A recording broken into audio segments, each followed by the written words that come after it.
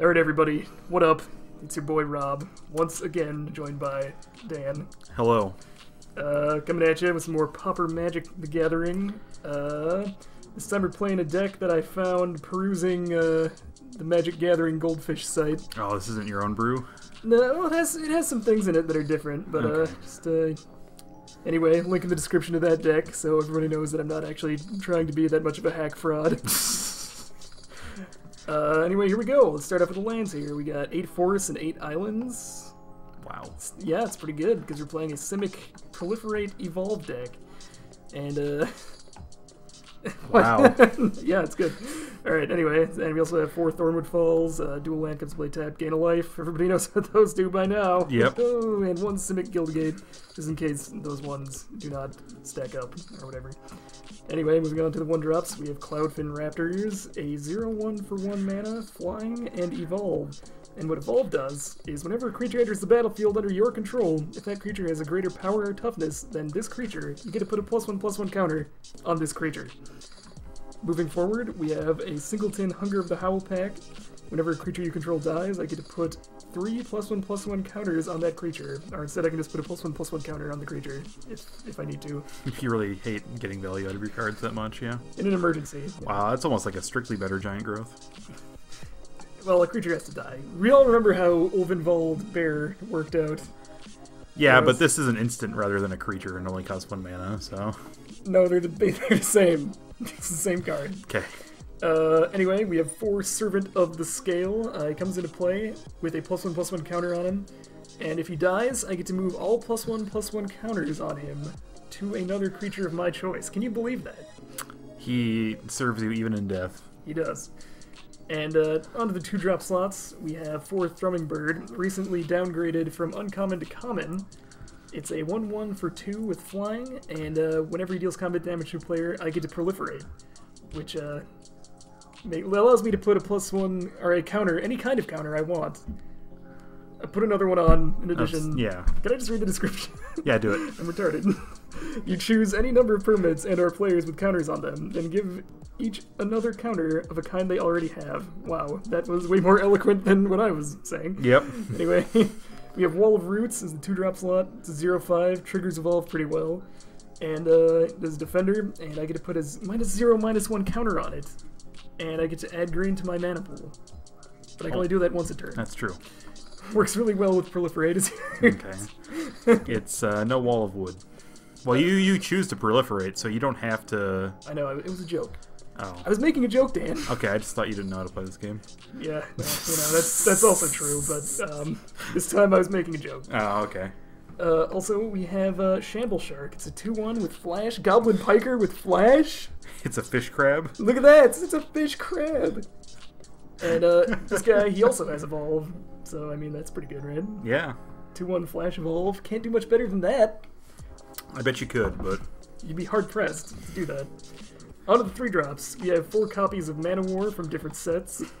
I bought 2 of these in the past, and I realized these ones were way cheaper. Okay, sure.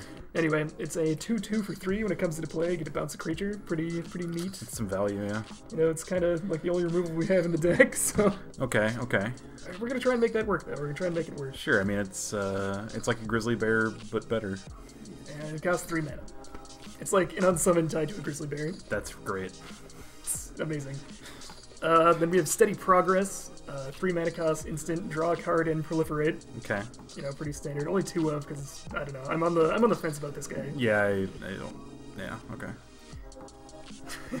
I share your hesitation, yeah. That's what I was going with. This was not in the original deck, by the way. Okay. Neither was Servant of Scales or the Hunger of the Hull pack. Okay. This is the Robbie special. This kind of, yeah. And then we have 3 Krakenura. It's a 1/3 with Reach and Evolve. Okay. So we're gonna see how that guy works. This one was a 3 of in the main deck. I'm also kind of on the fence about this guy. I don't know. Apparently he thought it was legit. It is a crocodile frog. It's Crocodile Frog. Fish crab. Are you sure this guy isn't just trying to put together like the weirdest creature types he can find into a deck and be like, yeah guys, it's legit? Well, then he would have Coiling Oracle, because that is Snake Elf Sage. No, it's like a Snake Elf Priest, isn't it, or something like that? We can check if you want. No. You sure? Ah, fine. Coiling Oracle. Give it a second. Okay. Give it a moment. Snake Elf Druid. Okay, so we were both wrong. We were both wrong, but I was more right than you were. I don't think so. Alright, is, what did I say? You said a sage. Is a sage closer to a druid or a priest? I would say priest, because that's what I picked. Okay, well, I'm gonna say it's closer to a sage, because a druid and a sage druid, I mean, they're like synonyms, right? No, they're not. You want me to bring up Google, look up synonyms for druid? Fine, do it. Okay, fine. This recording has gone horribly off the railings, but we're doing it. No, it's good. Just look, see how I make the snowball suck less, but didn't work. Anyway, so I'm kind of worried about what my history is going to be. Thinking of the... Okay, druid. Okay, we're good. Don't look into that. Synonyms. Alright, thesaurus.com. Alright, perfect. Alright, here we go. We got witch, seer, prognosticator. Okay. What? These are all the primary synonyms here. Okay. We have astrologer, augur, auspex, bard, clairvoyant, diviner, forecaster, fortune teller, magus, medium, meteorologist, oracle, palmist, predictor, prophesizer, reader, sibyl, soothsayer, sorcerer, wizard. I think, okay. Okay, so it's a tie. It's a tie. It's a tie. We'll let the comment section break the tie on this one. Vote hashtag sage, hashtag priest. Hashtag leave it on Twitter. We hashtag twitter.com. Hashtag druid synonym. Okay.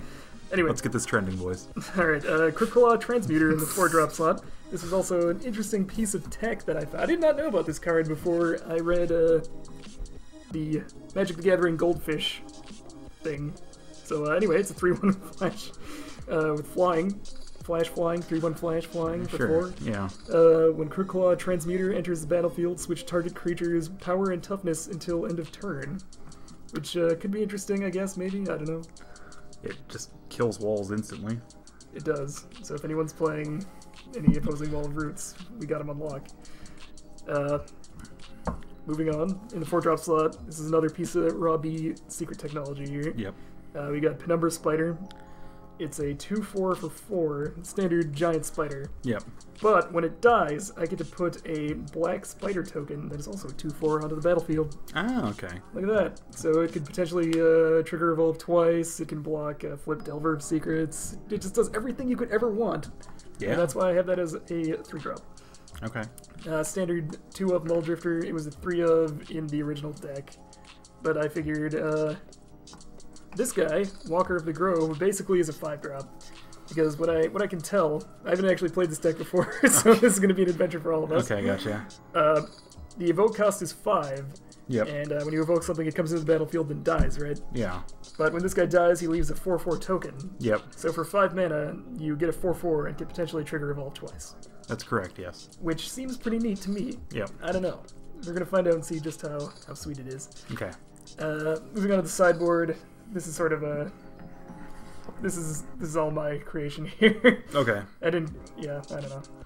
The original sideboard didn't seem that good to me. Okay. But I could be wrong. I don't know. Like I said, I never played this deck before. Sure. I got 3 Stormbound guys for decks that run a lot of removal. Also, it can potentially trigger Evolve, and when it dies, you get a +1/+1 counter on it, and that can also trigger off Proliferate, etc.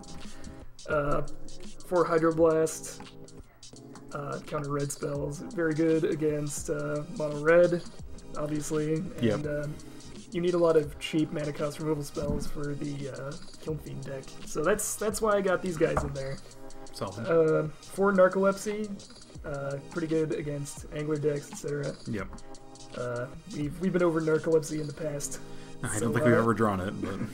Watch a previous video if you want to learn more about narcolepsy, and make sure you watch till the very end so I get more average minutes in my YouTube analytics page. I mean, 2 of Dispel, just against control. Yeah. Can sometimes catch him off guard if you need to resolve a spell. And 2 Moment's Peace against any kind of crazy aggressive deck we might find in the Just for Tournaments room. We all know what a blowout Moment's Peace has been for us in the past, so... Moment's Peace can be the difference between bears winning and dying. Bears winning and bears just being bears. So if Moment's Peace can turn Tribal Grizzly Bears into a deck that wins, then can basically do anything. This card might as well just be a solid brick of gold. Yep. Anyway, so that was the deck tech, and go ahead and click whatever crazy screen I have after this to watch the next video. Do it. Do it. Got there. Good deck tech.